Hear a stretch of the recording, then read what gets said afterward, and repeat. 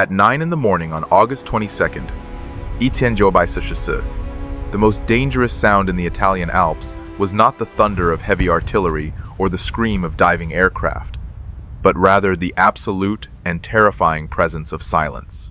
High above the jagged, snow-dusted peaks of the Brenner Pass, a single American fighter plane was not soaring or patrolling, but was instead falling out of the sky in a manner that defied every established principle of aerial warfare.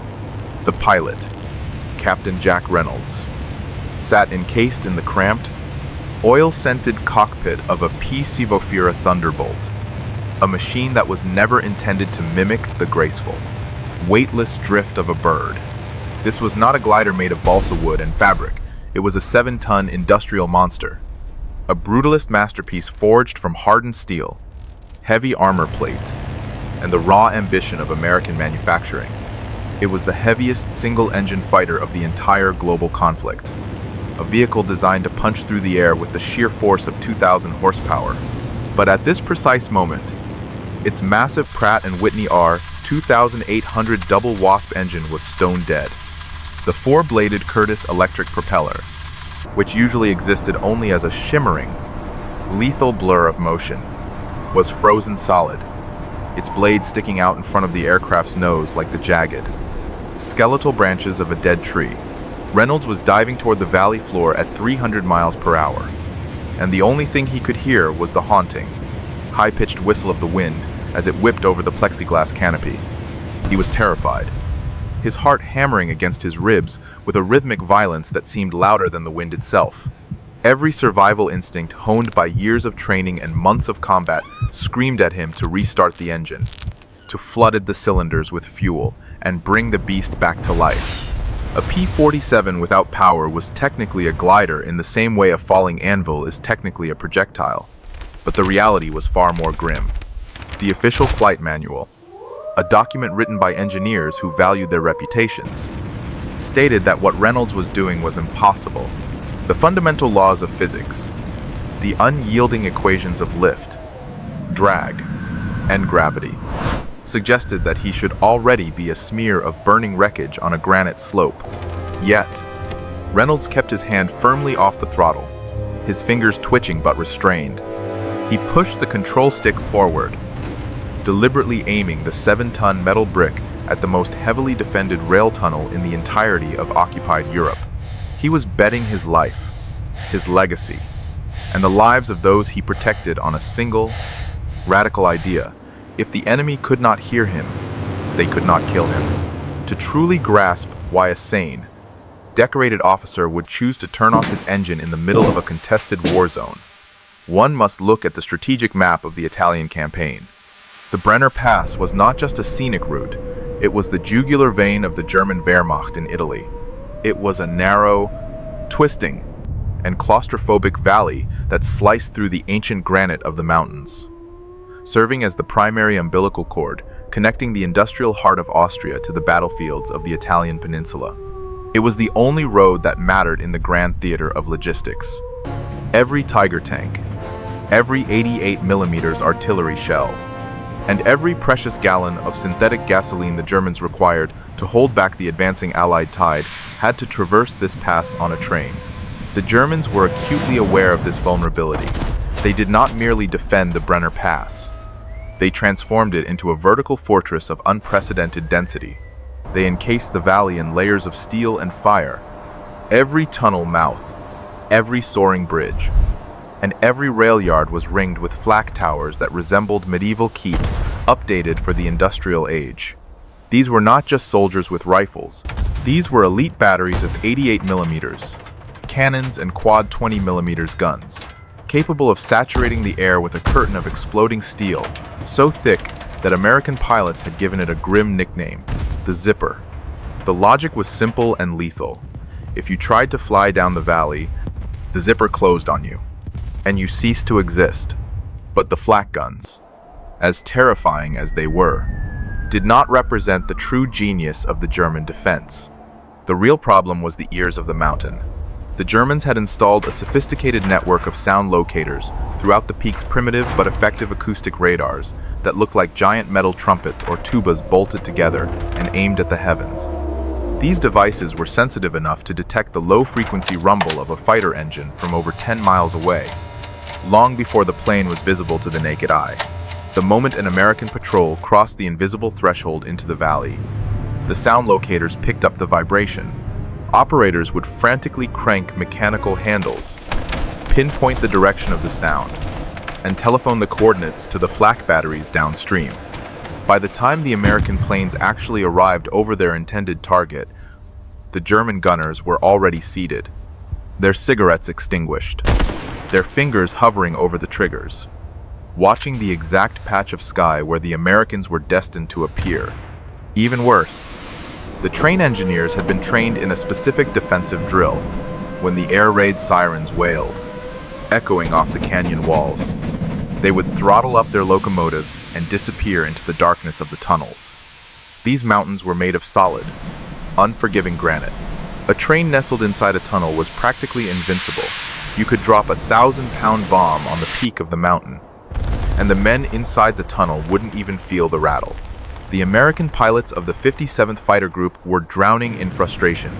They would fly hundreds of dangerous miles, dodge the initial bursts of flak, and arrive at the target only to see the red taillights of the last rail car vanishing into the black maw of a mountain. They were fighting ghosts, and ghosts are notoriously difficult to kill. Captain Jack Reynolds was a man who had grown tired of fighting shadows and chasing echoes. He was a veteran pilot, a man whose eyes had seen enough burning wreckage to know that the standard tactics were no longer just failing, they were becoming a death sentence. Reynolds flew the P-47 Thunderbolt, a plane known affectionately, or perhaps mockingly, as the Jug. It was the linebacker of the sky, huge, blunt, and devoid of the aesthetic grace found in the P-51 Mustang or the British Spitfire. When fully loaded with its internal fuel tanks topped off and two massive bombs slung under its wings, the Jug weighed as much as a fully occupied school bus. British pilots often joked that the Americans hadn't built a plane so much as they had taught a brick how to fly through sheer aerodynamic bullying. They said that if you wanted to evade a German Messerschmitt in a P-47, you simply had to undo your harness and run around the spacious cockpit to shift the center of gravity. But the Jug possessed one singular, redeeming quality. It was indestructible. You could fly it through a brick wall, and it would likely come out the other side with nothing but chipped paint. Its 18-cylinder radial engine produced a staggering 2,000 horsepower, making it a beast of burden and a beast of prey. However, beasts are inherently loud. The P-47 was arguably one of the loudest objects ever manufactured by man up to that point. The scream of its turbo supercharger could be heard from 2 counties away, and that noise was the very thing that was getting Reynolds' friends killed. Every time they approached the pass, the German sound locator snitched on them like a schoolyard tattletale. Reynolds spent his restless nights in the dim light of the officers' club, staring into the amber depths of his beer, trying to solve the tactical puzzle that haunted his sleep. How do you sneak a 7-ton, screaming monster past a device designed specifically to hear it? The answer finally came to him during a monotonous patrol over the coast. He had spent several minutes watching a hawk hunting in a coastal valley. The bird didn't flap its wings to maintain its position. It simply folded them back into a tight, aerodynamic wedge and dove. It was silent. It was incredibly fast, and it struck its prey before the rabbit even realized the sky was falling. Reynolds began to wonder if a 7-ton airplane could perform the same trick. He took his plane up for an unauthorized test flight behind the safety of Allied lines, climbing to 12,000 feet until the air became thin and the world below looked like a toy set. He checked his instruments, took a final deep breath of bottled oxygen, and then reached for the mixture control lever, pulling it all the way back to the idle cutoff position. The engine starved instantly. The massive propeller shuddered with a violent mechanical protest and then stopped. The roar vanished, replaced by a silence so profound it felt like a physical weight. The sensation was sickening, a visceral drop in the pit of his stomach. Without the forward thrust of the engine, The P-47 ceased to be a flying machine and became a falling object. The nose dropped like a stone, and Reynolds felt his stomach hit the roof of his mouth as gravity took hold. The plane wanted to stall. It wanted to flip over and enter a terminal spin that would end in a crater. But Reynolds fought the controls with every ounce of his strength. He pushed the nose down even further, consciously trading his precious altitude for raw, unadulterated speed. He discovered that if he kept the dive steep enough, the heavy plane picked up momentum like a bobsled on an icy run. He watched the needle on the airspeed indicator climb with terrifying rapidity. 200, 250, 300 miles per hour. The heavy fuselage cut through the air with a rush that sounded like tearing silk. It was stable. It was fast. And most importantly, it was as silent as a grave. He managed to glide for 3 miles, losing altitude at a rate that would have horrified any flight instructor, but moving with enough velocity to make him a difficult target for any gunner. When he reached the bottom of his imaginary dive, he slammed the mixture lever forward and hit the starter. The engine coughed, spat a cloud of blue smoke, and roared back to life with a triumphant surge of power. He pulled up just feet above the treetops, his heart racing. It had worked. However, when Reynolds pitched this dead stick tactic to his commanding officer, the colonel didn't see a stroke of tactical genius. He saw a suicide note written in aviation ink. The colonel looked at Reynolds as if the pilot had suddenly grown a second head, reminding him that the P-47 had the glide ratio of a dropped crowbar. He explained with paternal gravity that if the engine failed to restart, a common occurrence with radial engines that were allowed to cool down too quickly in the freezing mountain air, there was no second chance. You didn't land a P-47 inches the jagged peaks of the Alps without power. You simply participated in a high-speed collision with the Earth. The colonel officially labeled the idea suicide by physics and banned it immediately, ordering Reynolds to stick to the manual. Dive bombing was to be done with the engine screaming, as God and Republic Aviation intended. Reynolds returned to his tent, fuming with a quiet, cold rage. He knew the colonel was right about the risk, but he also knew that the Standard Way was a slow-motion massacre. They were losing planes every single week to the flak batteries, and the German supply trains were still rolling south, fueling the slaughter of American infantrymen. The mockery from his fellow pilots didn't help his mood. They began joking about Reynolds wanting to turn the U.S. Army Air Corps into a glider club, leaving paper airplanes on his bunk and calling his aircraft the Flying Stone. But the war had no interest in jokes or military decorum. In late August, Allied intelligence intercepted a series of frantic signals. A reconnaissance plane had spotted a ghost train, a massive transport pulling 30 cars of heavy artillery shells, the kind of munitions that could turn a whole division into meat.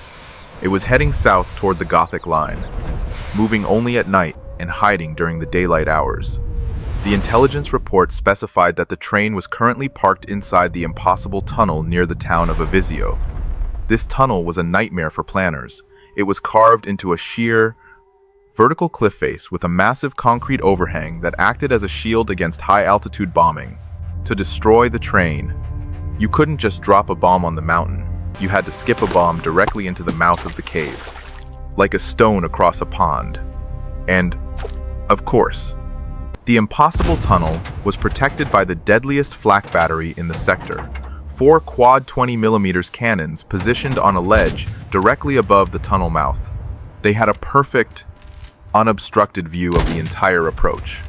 If an American plane came within 2 miles with its engine running, the sound locators would alert the gunners, and they would create a wall of lead so dense a mosquito couldn't fly through it. The colonel looked at the map and then at the weather report: low clouds, high winds, and zero visibility for high-altitude runs. He knew he couldn't send a full squadron. It would be a slaughterhouse. He needed a miracle. Or perhaps he just needed someone crazy enough to ignore the manual. He called Reynolds into his office and didn't say a word about physics. He simply pointed at the map, told him the target had to die, and then looked out the window, saying, "I don't care how you do it.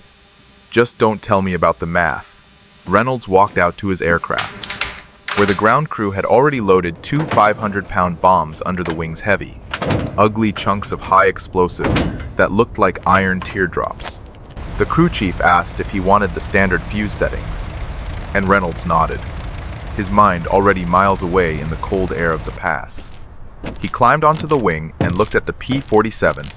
It looked massive, heavy, and entirely unsuited for what he was about to ask it to do.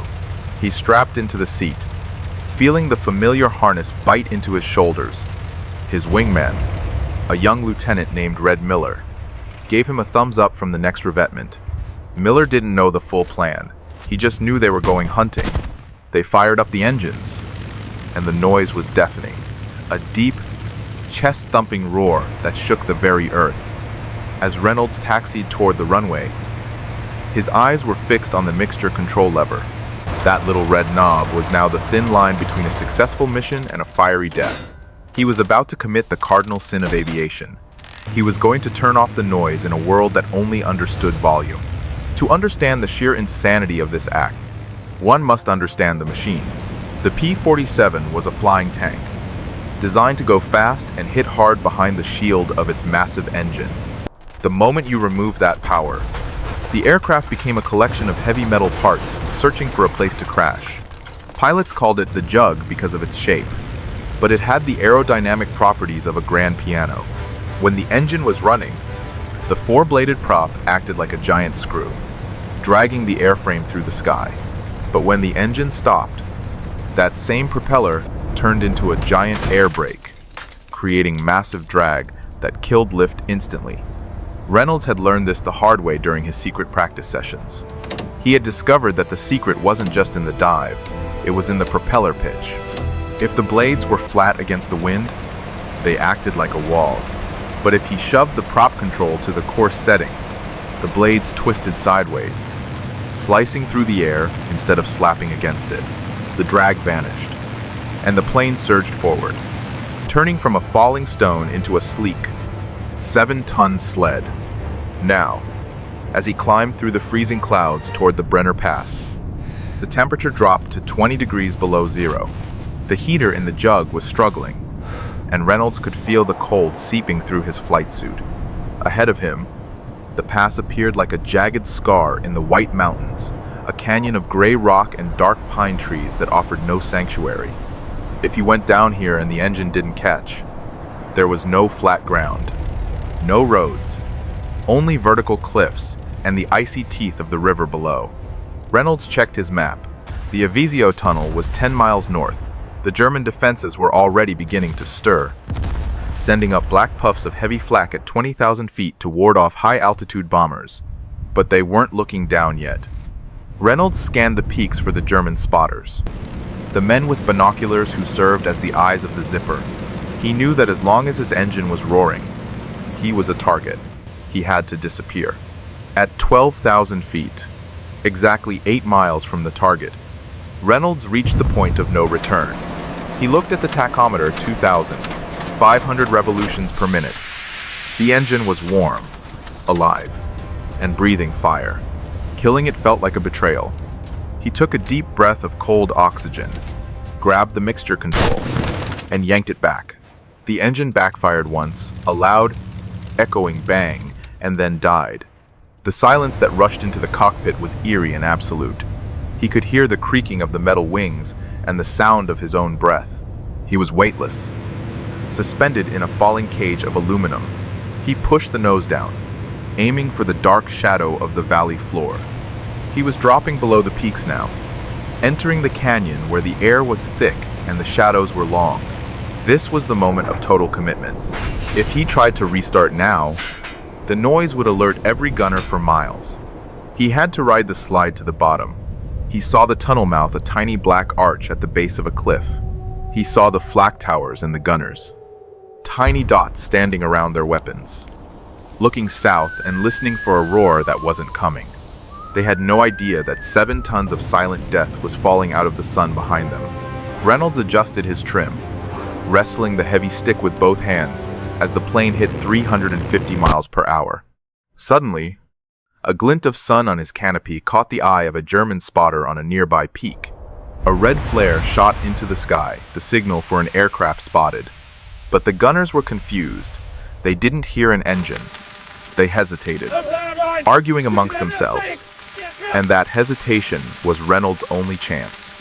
He was 3 miles out, the tunnel mouth growing in his sights. He could see the train, a long black snake of steel. He wasn't going to hit the cars. He was going to thread the needle. He was going to skip his bombs into the dark heart of the mountain. But then the spotter realized the truth and fired more flares double red. Triple red. The gunners scrambled. Their quad, 20 seconds swinging around to fill the sky with a box barrage of fire. Reynolds gripped the stick until his knuckles were white, gliding straight into a curtain of exploding shells. He was a passenger in a falling bomb, surfing under the black puffs of flak. He was 1 mile out, and his speed was bleeding away.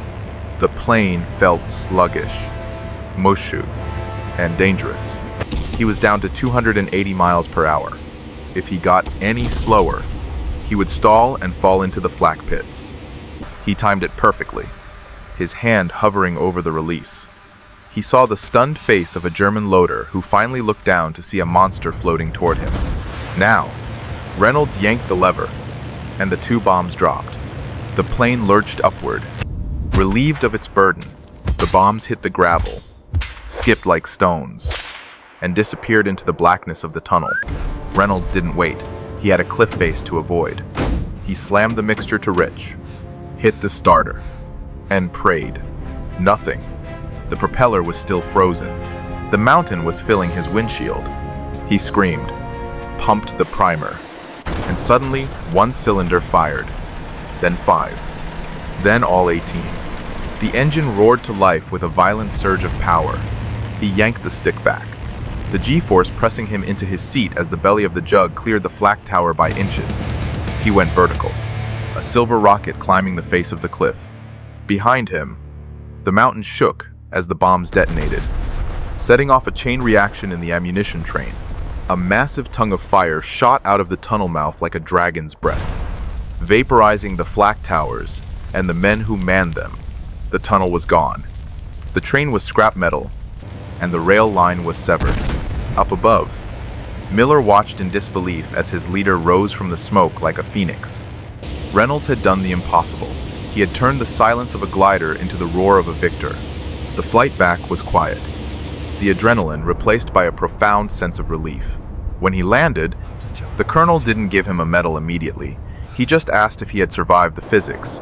Reynolds, smoking a cigarette with trembling hands, simply said that gravity had done the work. But the legend of the dead stick run lived on, teaching every pilot in the 57th that sometimes the most powerful weapon in the sky is the one you turn off. Captain Jack Reynolds didn't just bomb a tunnel. He proved that human ingenuity can overcome the most rigid laws of nature and the most terrifying odds of war. He lived to be an old man, a quiet engineer in a quiet suburb. But he never forgot the sound of the wind over the canopy and the terrifying beauty of a 7-ton brick that learned how to fly in silence. History is often loud, but the most important moments are the ones where we choose to listen to the stillness. That is the legacy of the Ghost Run, a testament to the courage of a man who dared to kill the noise to save the world.